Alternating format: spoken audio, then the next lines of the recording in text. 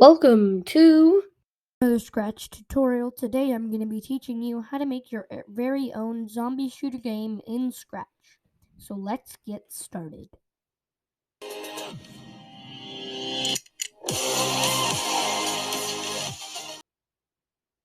The first thing you want to do is go ahead and rename the Scratch Cat player.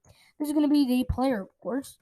Now go into the Costumes tab and delete the second costume and delete everything, all the contents in the first costume. Then we're going to go ahead and make your player. So this can be any color you want, any color, I repeat.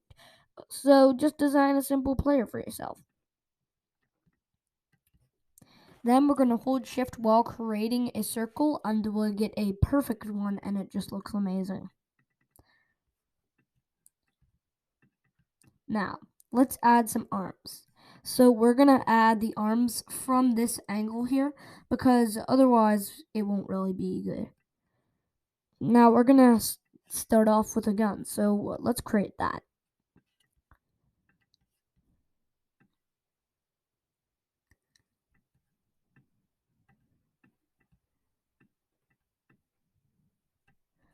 Now, I'm going to add a thinner part on the top.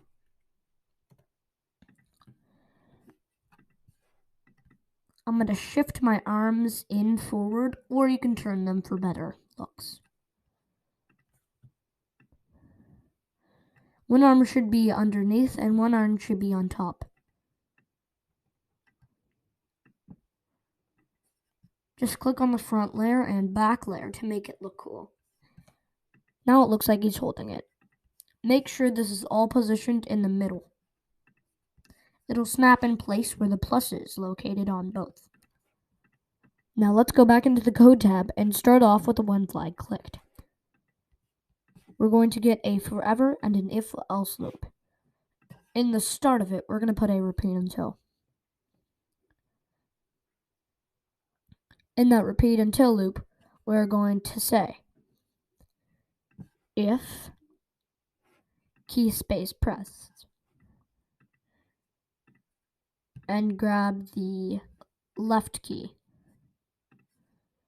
Then let's add a second one if the right key is pressed.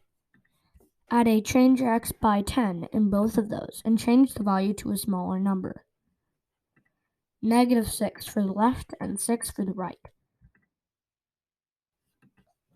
Grab a new if loop and put a key up arrow or down arrow pressed in it. Duplicate that and change it to the up arrow. In those, we're going to put a change y. Y is up and down, and x is left and right. In our down, put a -6, and in our up, a +6. Negative values for the left and down keys, and positive for the right and up. Now, you'll see we won't be able to move because we have no condition in our if. So for now, take that repeat until loop out and click on it. Now we can move. Let's add the feature where it goes towards our mouse pointer. Grab a point towards the mouse pointer and put it under all of that contents. Now we have a really nice game going on already. Now, let's add the feature to make a gun shoot. Above that, we're going to put an if above all of that contents. Then, in that if, we're going to be checking if our mouse is being held down. Then, we want to create a clone of myself. But we don't want to create clones of a player when we want to be shooting. We want to create clones of a whole new thing. Let's just see what happens. When we click, we're creating clones of our player and they seem to be going around. And we can have a really nice feature that's actually pretty cool, but not what we want so far. So let's add that feature. This also can cause a lot of lag. So to fix that, let's put this under a when I receive message 1 and broadcast that message under the flag for now. I'm going to call this shooter game.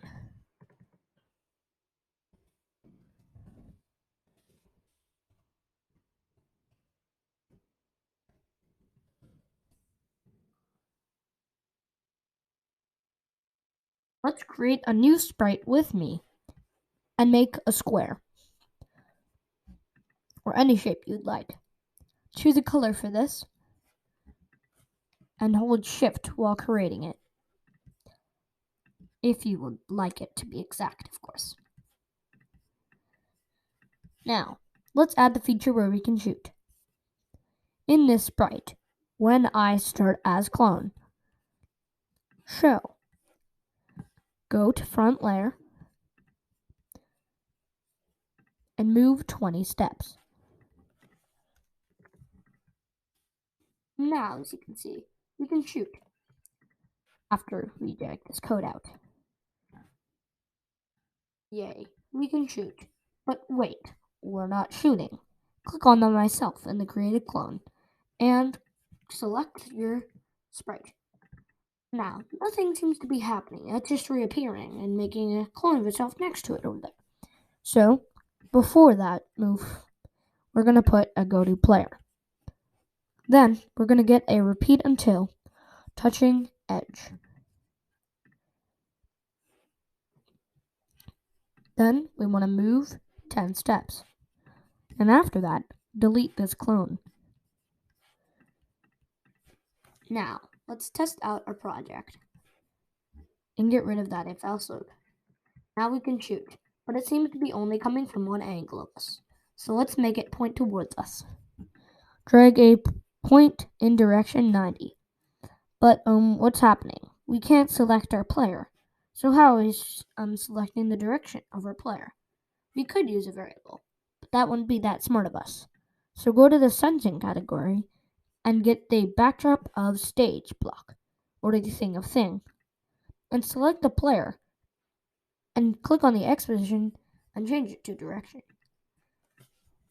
Now, let's get rid of this if else loop and just put this under here for now, because we're going to have a pause menu, and that's what we need to check a variable for.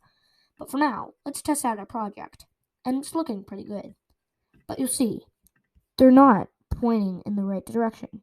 So hold shift while making them point all the way into the right, like this, in your costume editor. Now we can shoot, but those look like laser beams.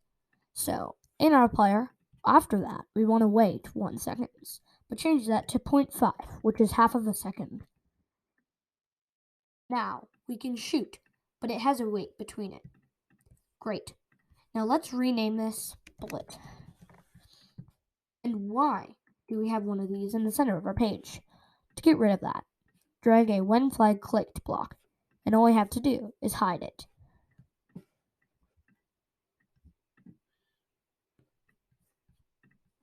Now, we can shoot around and have fun in our new arena.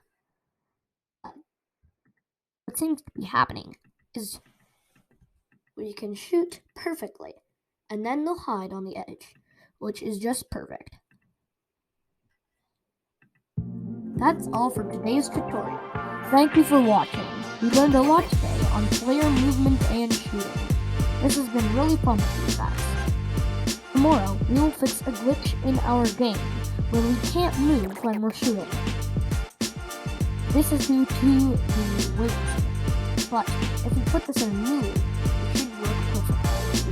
Thank you for watching today's tutorial. In the next tutorial, we'll add zombies and we'll fix some of the glitches in this tutorial. Thank you for watching. Make sure to subscribe, hit the notification bell, and give this video a thumbs up. And comment down below what you would like to see next. Thanks for watching, and I'll see you again soon.